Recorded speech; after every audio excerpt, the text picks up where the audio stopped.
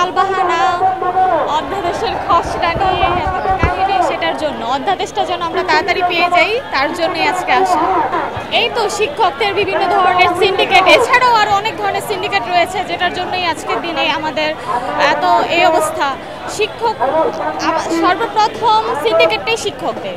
তারা যদি আপোষ করতো, তারা যদি আমাদের সাথে থাকতো, তাহলে হয়তো এতটা দেরি হতো না, তাহলে আমরা অনেক আগেই পেয়ে যেতাম।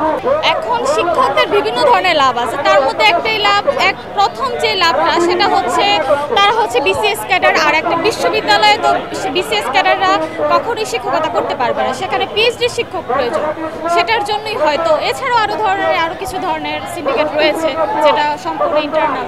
এটা হচ্ছে শিক্ষকদের লাভ, যে শিক্ষকদের লাভের জন্যই তাদের কোনো ধরনের লাভ অবশ্যই আছে, যেটার জন্য তারা চাচ্ছে না। তাদের লাভের জন্য আমাদের ক্ষতি করছে, আমাদের বিভিন্ন ঝামেলায় পড়তে হচ্ছে। আমরা এই রেজাল্ট নিয়ে দীর্ঘ 8 থেকে 1 বছর পর্যন্ত আমরা রেজাল্ট নিয়ে অনেক অসুবিধা ভোগ করছি, কিন্তু তারা কখনোই আমাদের সাথে যাচ্ছে না। এখন তাদের লাভটা কি সেটা আমরা আসলেই জানি না, এটা তারাই ভালো বলতে পারবে। অধ্যাদেশ জারি নিয়েই আমরা ফিরবো, এটাই আমাদের প্রত্যাশা। এখন তারা কি করে সেটা আমরা জানি না, তবে আমরা অধ্যাদেশ জারি নিয়েই ফিরবো।